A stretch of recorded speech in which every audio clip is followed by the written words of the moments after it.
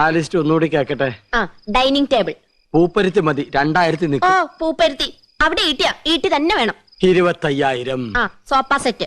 ചൂരല് മതി. റെപ്രസെന്റേറ്റീവിന് ഇരിക്കാനില്ല, യമുനയ്ക്കാ. കുഷൻ തന്നെ വേണം, കുതിച്ചു പോകണം. അതിന് കുതിരപ്പുറത്ത് കയറിയാ പോലെ. തമാശകള കൂട്ട്. 25,000. ബ്രിഡ്ജ്.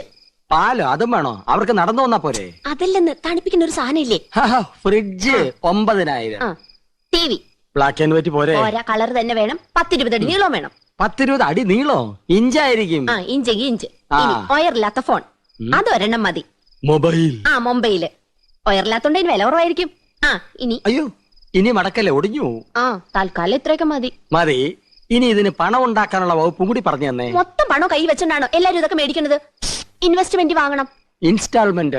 അതെങ്കിൽ അത് അങ്ങനെ ആവുമ്പോ മാസം തോറും ഈസി ആയിട്ട് അടയ്ക്കാം. അല്ലെങ്കിൽ കടം വാങ്ങണം, പലിശ കൊടുക്കണമെന്നല്ലേ ഉള്ളൂ. എന്താ മുൻഷി പരമേശ്വരൻ പിള്ളയുടെ മകനെ കടം കിട്ടില്ലെന്നുണ്ടോ?